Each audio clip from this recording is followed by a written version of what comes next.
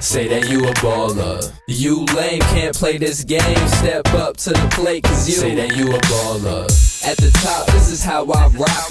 Welcome into the Nesson Digital Studios. Courtney Cox here with Darren Hartwell, and welcome into another episode of The Rebound, where we talk all things NBA. Another great week in the NBA. Celtics. Yes. We're in New England, sorry, we're biased, but they are killing it. There's really no better way to say it. They are leading the NBA right now, 10-2. Start off the season struggling big time, battling injury. They're still battling injury. We'll jump further into them and dive a little bit deeper into the Celtics altogether. But let's talk about the standings. We're going to talk about the Eastern to start out with. I want to know, who is really standing out for you. Obviously, the Celtics 10-2. Detroit right behind them at 8-3. Orlando 7-4. Cleveland down at number 9 in the Eastern Conference. They are 5-6. Out of the playoffs. The season ended today. That is kind of crazy. So when you look at the Eastern Conference, obviously Cleveland is a shocker going into this season. Everybody thought, that they would stay at the top, and they could very well come back. It's very early in the season, but right now they are obviously a big shocker. Anybody else in the Eastern Conference that's really standing out to you? Yeah, well, I think first you have to mention the Celtics. I think, even if we were a national show, national outlets would be talking about the Celtics first. It's the biggest surprise. Only the second team to lose their first 2 games and then win the next 10 to start the season. Pretty wild. The Pistons are a surprise, though. They're 8-3, second best record. I think a lot of people predicted them for kind of an 8 seed, middle of the pack kind of team, and they might fall back down there. But they're looking pretty good so far. Avery Bradley in the mix. Celtics fans will remember him. They don't really have a whole lot of star power, but Andre Drummond's playing really well for them right now, and he's actually shooting free throws now. He can make them. So they're an intriguing team to watch in the East. All right, now let's move to the West. We'll start with Golden State back atop the Western Conference. Yep. I think last week we're like, should we panic about them? We were both like, no. Yeah. Exactly. They had a great win on Wednesday night against Minnesota, 125-101. Yep. Without Kevin Durant. Yeah, without Kevin Durant. Klay Thompson had 28 points, 8 threes. Steph Curry, 22 points, 8 rebounds, 8 assists. So they're doing just fine without Kevin Durant. But they're 9-3 on the season so far. Houston, 8-3. Minnesota, 7-4. Lakers are down at 11 at 5-6. They lost Wednesday night to the Celtics. I was there. It was a crazy environment. Yeah. Obviously, Celtics Lakers. It's going to be a big one. People are going to show out for that. Lakers had a big kind of crowd as well. They're drawing some buzz. Yeah, I think people in Boston. I think Boston has a decent amount of people from the West Coast that live here. I don't know why, because you're from California and it's nice out. We have 2 of our producers from California. But so they had a big group there. Paul Pierce was also there. And California native himself. It was nuts. When they started playing the tribute video, I've seen it get loud at the Garden. This was like another level.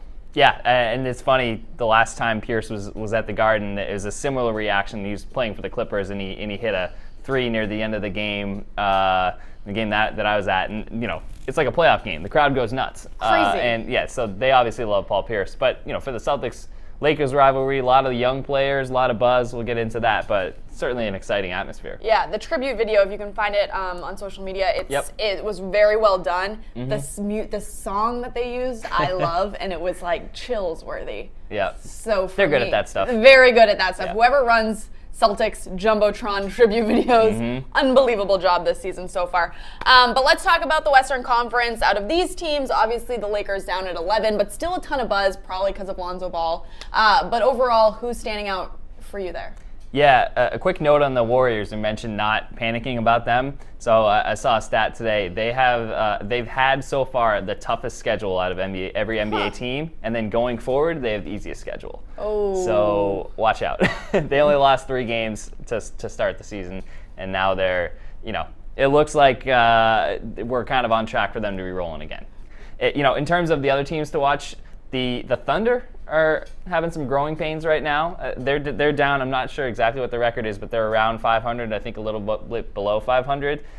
They have a lot of talent, and you've seen flashes of it. I think their first couple games, everyone was kind of hyping them up.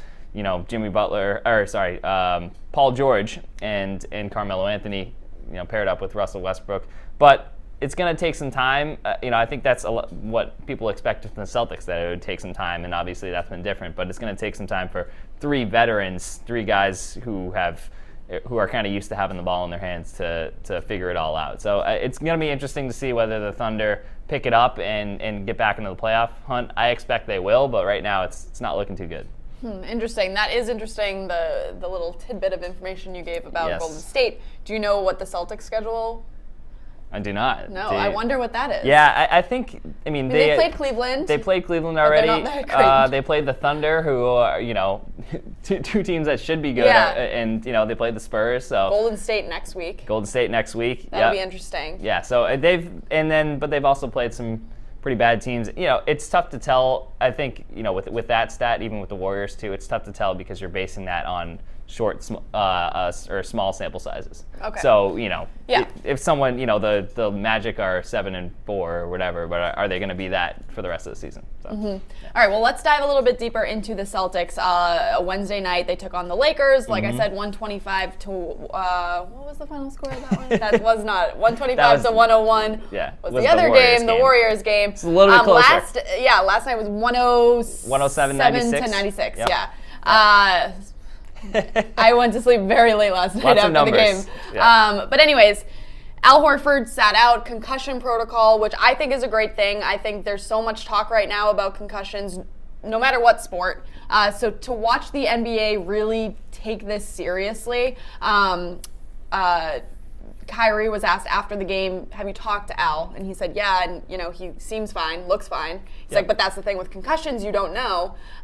So I think it's a good thing for the youth to see, your superstar Al Horford is sitting out, taking care of himself. Everybody should be doing that. Yeah, and the big thing with him too is he also suffered a concussion last year, around the same time actually. Ended up, he missed 9 games, and the Celtics missed him for those 9 games, and then he came back, and the Celtics got the number 1 seed in the East. So, you want to take it slow with these things.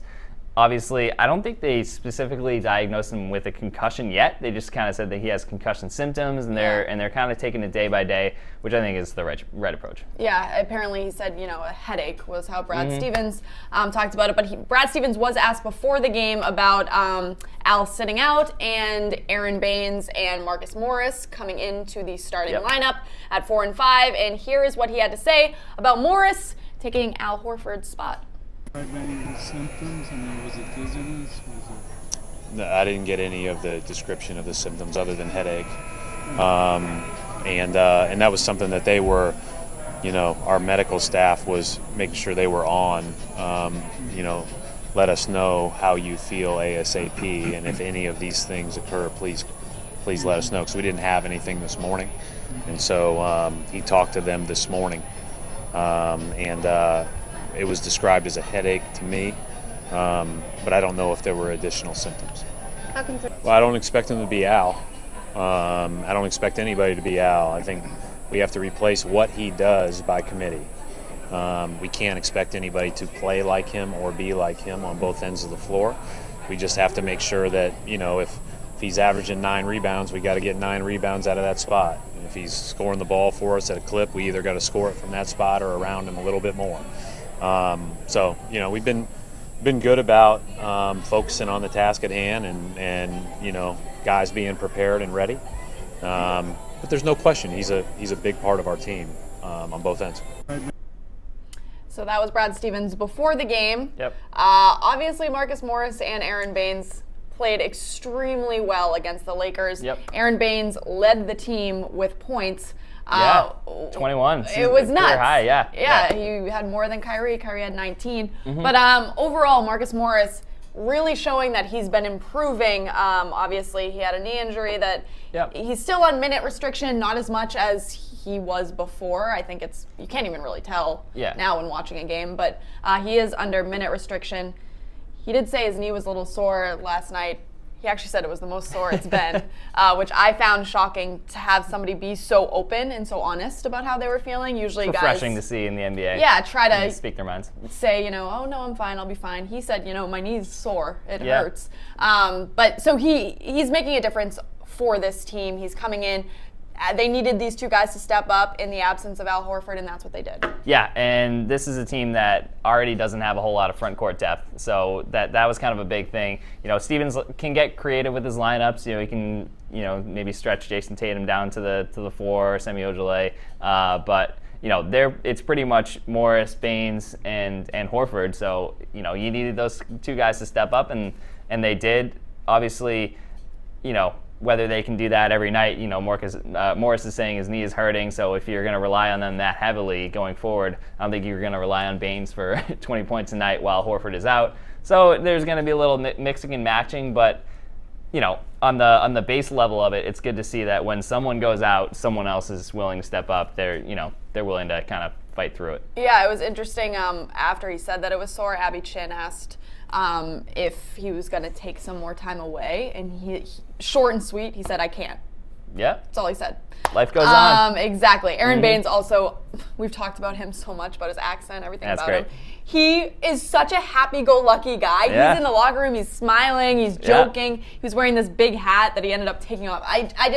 He's a great guy, I think, both on the court and off the court. He's somebody guy. Celtics fans are going to really enjoy him, I think, throughout this season. But you bring up Jason Tatum. Yep. It wasn't all sunshine and rainbows for the Celtics against the Lakers. Jason Tatum left the game with an apparent ankle injury, soreness.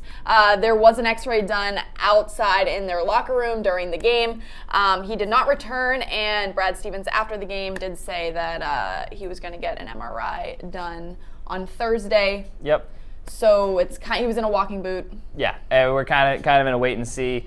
Danny Ainge Thursday morning went on the radio with his appearance on Toucher and Rich, said there's no fracture or no significant damage or anything like that or breaks. So that's obviously the good news. I think Celtics fans would be pretty shocked if that happened again to a Celtics player after Hayward.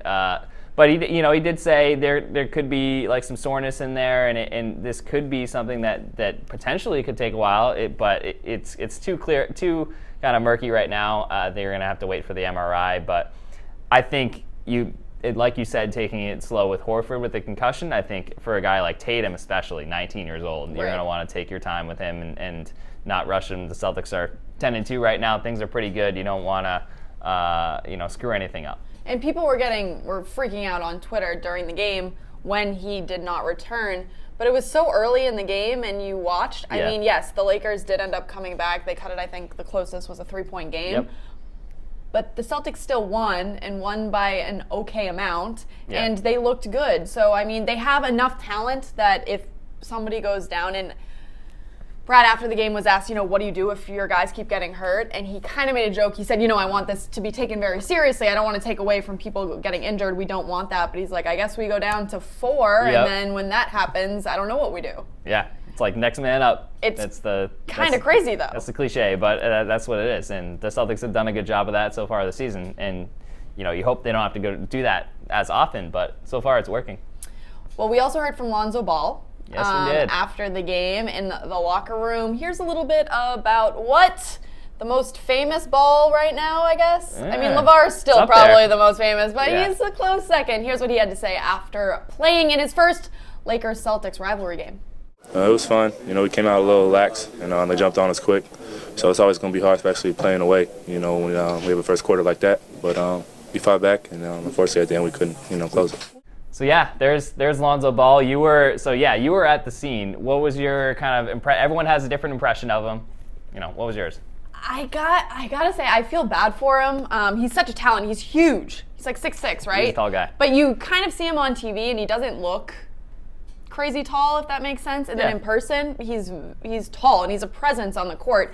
Every time he touched the ball, he got booed. And it was loud. It wasn't just a little bit, and it wasn't just sometimes, or if he missed a shot or missed a play. It was every time he touched the ball, he got booed. And so we were in the locker room after, and people were asking, is this happening everywhere, or was it just happening because it's Celtics Lakers? He said, no, it happens everywhere.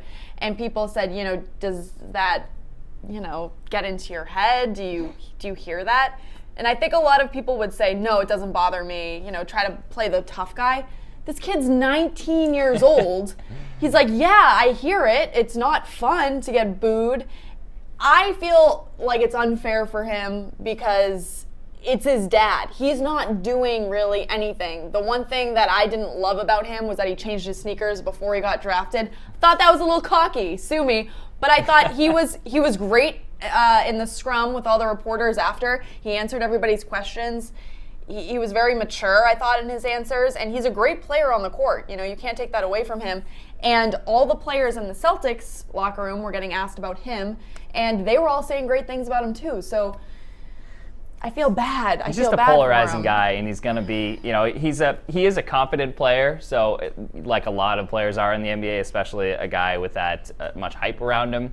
So, yeah, I don't think he's completely, you know, I guess you could say innocent in all this. But right. Yeah, a lot of it is his dad, and a lot of it is his family. But you know, it is what it's going to be, and this is what he's going to see for the rest of the season. If anything, I think it'll be good for him. He's getting all of this exposure now. You know, he's getting booed as a 19-year-old. You know, when he's 26 or something like that, and is hearing it from fans, he's going to be like, you know, I've heard this before. This is right. nothing. And if he's in a playoff game, he's going to be used to you know, hostile crowds. So this could benefit him. Yeah, Luke Walton was asked about Lonzo before the game, and they kind of made a comparison. They said, you know, you have a dad who was in the NBA, and he was very outspoken. How are you able to kind of separate yourself from him? And he said, yeah, I mean, I'm my own man. I'm my own player. I make my own decisions, and I think that's what LaVarge and Lonzo should be looked at as well. Yep. They're their own people. But he praised him before the game. He said, you know, I love the way he plays. He has the same mentality of how he wants to play the game as I do, how I want to coach. So, I mean, yeah, he wanted to be a Laker. He is a Laker. I think it's a good spot for him. And I think he's going to do big things for them down the road. I mean, I think he's still kind of adjusting to the game, making the jump from college to the NBA. He's not, by any means, a superstar if you look at the stat sheet. But overall, I liked him. I walked away and I was like, he did have a tough go of it. Yeah. This past night, Marcus Smart had a nice block on him. In the place. Yeah. Nuts. And every time he screws up, people are going to be on him. Exactly. So it's gonna be a process. It's a target on his back, for sure. Yep. All right, now let's jump over to trades. We've beaten the Celtics horse to death, but we're going to keep doing it if they keep winning. Mm-hmm. And we're probably going to do it if they lose too. But we got to talk. Jahlil Okafor, yes, wants out. Should the Celtics pursue him? We've talked about this a little bit. You think it would be a good fit?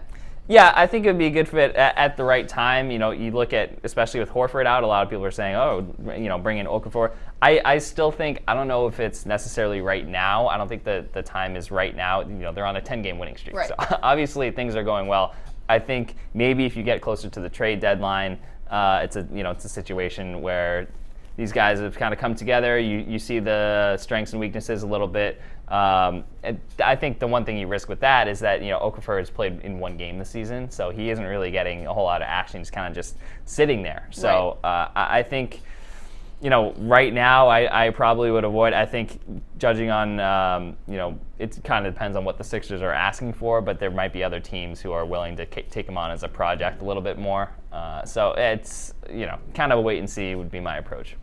All right, well, moving on to something that was so drama-filled. It felt like like a Real Housewives of the NBA situation. Eric Bledsoe got what he wanted, apart from the salon that he was at when I don't think he did either. He tweeted that he didn't want to be here in Phoenix. He said it was for a salon. Regardless, he's out of Phoenix. He's headed to Milwaukee. Yeah. How crazy good is this Bucks team going to be? I mean, on paper, it is pretty crazy. Yeah, it's looking pretty good. Obviously, the big thing was getting Giannis some scoring help. You know, the Bucks are they're very long and very versatile team already, and that was one of their big strengths. But they, you know, still need a little bit more scoring, especially in the front court. You know, or the back court, I should say. You know, you got Matthew Dellavedova there, and Malcolm Brogdon's a good player too. But you need another scoring option. Bledsoe gives them that. I still think, you know, they're scuffling a little bit right now. I think there was a lot of preseason hype around them, and they're still trying to figure it out. They're still a pretty young team, relatively. So, but yeah, I think, you know, they were a playoff contender before the season, and I think this makes them even more so. You know, do you think maybe they're going to be up there in the top four and get a home playoff?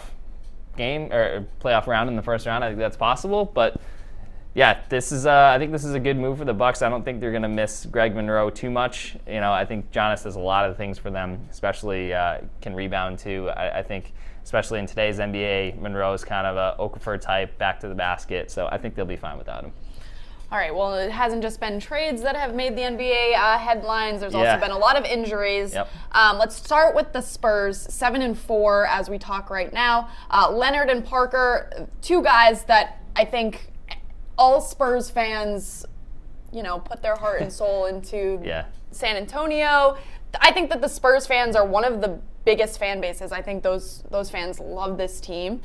So for them being out, but still being 7-4, do they have a ceiling? What is their ceiling? And Tony Parker should be back. Yeah, I think he should be back relatively soon. I think the big one, obviously, is Leonard. Yeah. He does a lot for them on both ends. Parker's a good player, but he is pretty old. But yeah, I think they're going to be right in the thick of things. The fact that they're what are they, third or fourth in the Western Conference without their best player. Greg Popovich runs a smooth operation over there. So once Kawhi comes back, I think they're going to be right in the thick of things. It'll be interesting to see how teams like Minnesota, starting off hot, whether they kind of drop off a little bit. But yeah, the Spurs will be right there. All right, well, moving on. Obviously, we've already touched upon it a little bit. Kevin Durant sat out against Minnesota. Yep. Klay Thompson, Steph Curry took care of things. No reason to freak out here. 13 different Warriors players played in that game Nuts. against the Wolves, and I think 11 of them got 10 or more minutes. So they're surprisingly deep, and that's going to really help them when they decide to when someone gets hurt or they decide to rest somebody. Yeah. All right, now let's talk about the Knicks. There's a video that we're going to play later on in the show. We're not going to touch upon it quite yet, but you want to stay put to see this. Good tease. They won 7 of 8 before Wednesday's matchup without Kristaps. Yeah. So they're doing okay. Hopefully they get him back soon to continue on the roll. Yeah. But Wednesday night's loss, do you think that is an indication of where the team stands without their star? Yeah, I mean, he was kind of carrying them in that win streak. He had 77 points in the span of 2 nights. Everyone was going crazy. And then he misses the last game and they lose. I think they're gonna need to see. He's gonna need some help. Obviously, Carmelo isn't there, and that helps him kind of take over as the star of the team. But they paid Tim Hardaway an inordinate amount of money this offseason. He should be able to contribute. Doug McDermott, I think, had a big game the other night. They're just going to need more of that. I don't think they really have a strong group of talent outside of Porzingis, but if they can get a few guys to step up, he's really fun to watch. And he's kind of, he's one of those guys, another one of those guys like Giannis, Kristaps, Nikola Jokic, kind of these tall guys who just do all sorts of things. He's really fun to watch, and I think the Knicks, maybe they'll sneak into the playoffs if he keeps playing well, but they're going to need some help. Okay, so we've talked about the Cavs being not great, but let's talk about LeBron in particular. He had a little fun, I guess you could call it. Yeah. The Arthur Instagram, if we can pull that up. It is a picture of Arthur, the cartoons, fist being clenched, and it just says mood, ... Everyone's initial reaction was the same. There is no doubt that LeBron James posted this because he likes the cartoon Arthur. There's no way. Yeah. That's definitely it. He's definitely a big Arthur fan. He's just trying to get that out there. It's also, right after the Celtics beat the Hawks. So it's just it's almost comical that he thinks that he can say that and it go over like people would believe him and be like, "Oh, sorry, we all jumped to a conclusion." That's Hey, whatever. It makes it more entertaining for us that he gets to be cryptic and we can just interpret whatever he posts into whatever we want. So. But then he posted another Instagram. He did? He didn't stop at just like the fist. He posted another one of all his uniforms, him and all of his teams. Doing the fist. With the fist. Yeah. So he's trying to say, oh, that's my mood all the time. Although that's not the actual meme. That would just mean he's angry at something all the time and upset. So I mean the obvious takeaway is that he's mad that the Cavs are playing bad and that Kyrie is doing his thing on the Celtics. So the facts are the facts right now. It's a long season. Exactly. And because it wouldn't be a full storyline if Golden State wasn't involved, Draymond Green posted his own Instagram where it says mood, and he's sticking his tongue out. Yeah, there it is. Mm-hmm.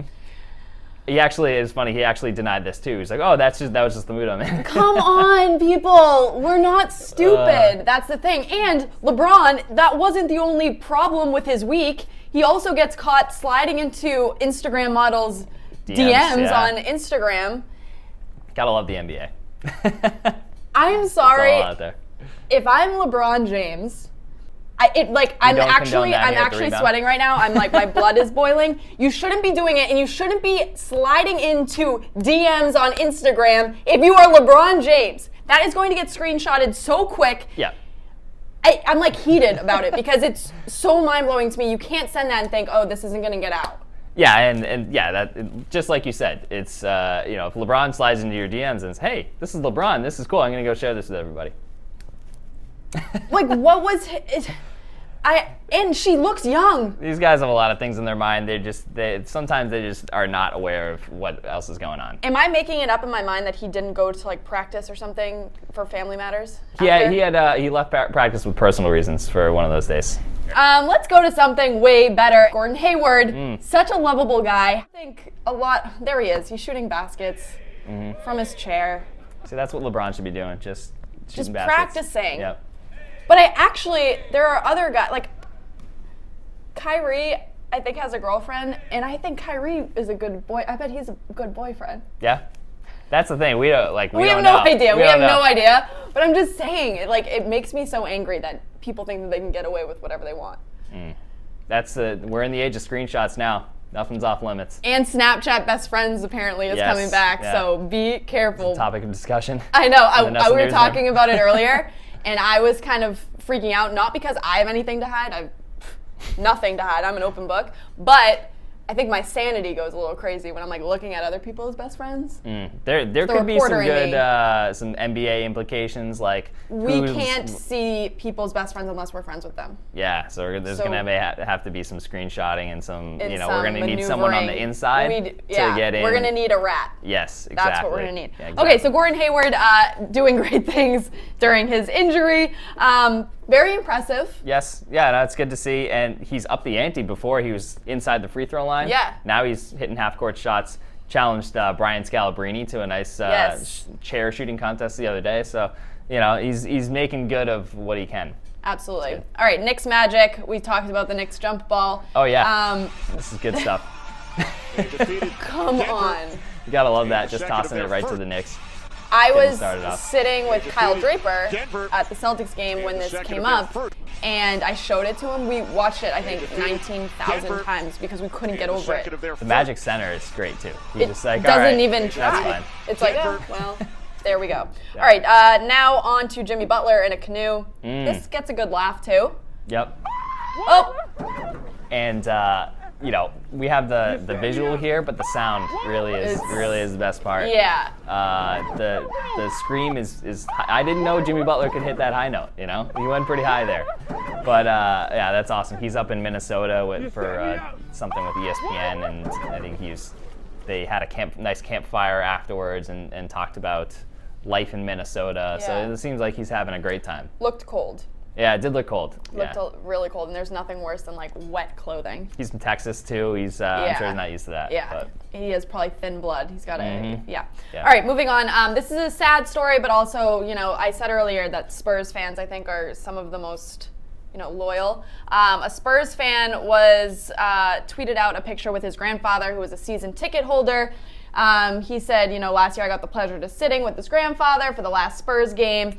The grandfather unfortunately passed away recently, and his last words were, "Did the Spurs win last night?"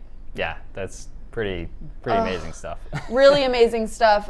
There he is with his beautiful family. Yeah. But, it just shows that, basketball, it brings people together. It's more than just a game. I know that's such a cliche, but it's true. That's why I love sports. Yeah, and social media. You can post that on social media, and we get to see it. It's exactly. Great. All right, so we talked about Eric Bledsoe. He's out of Phoenix. He's headed elsewhere to Milwaukee. Yep. He finally spoke, and it was on Twitter. Here it is.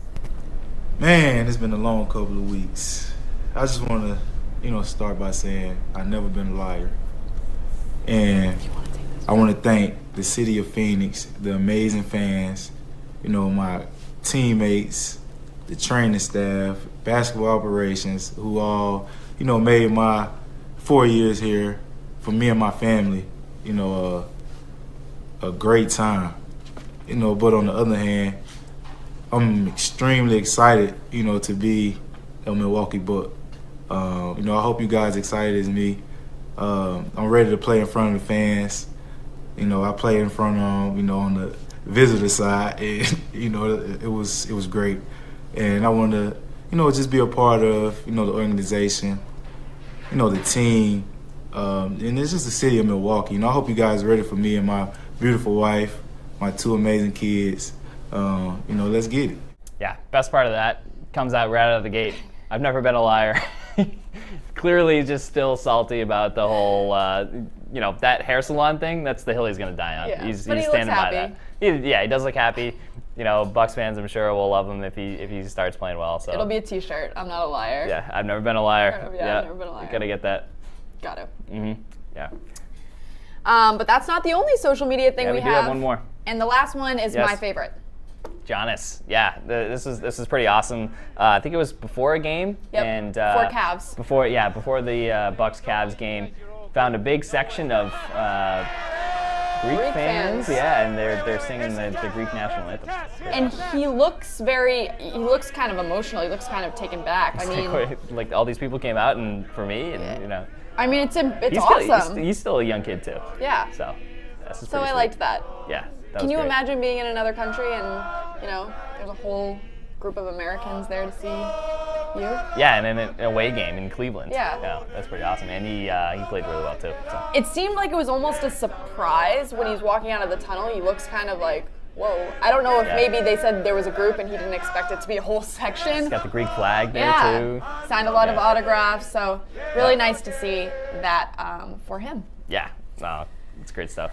But that will do it for this episode of The Rebound. I hope you made it through the whole way. I hope you got to live through my tangent. I need to cool down. Don't get on after Courtney's that. bad side. No, I'm I'm very even keel usually. I don't know why I just got so upset about that. But anyways. LeBron, don't get on Courtney's bad side. Yeah, there you go.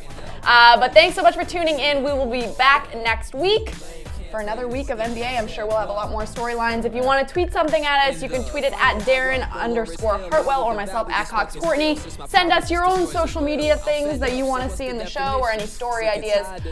But thanks for tuning in. Keep it locked in, Nesson.com. We've got everything you need to know during this NBA season. Barefoot, trying to reach my reservoir. Stole my style, need to pay me back. Crazy brainiac, made me turn into an animaniac.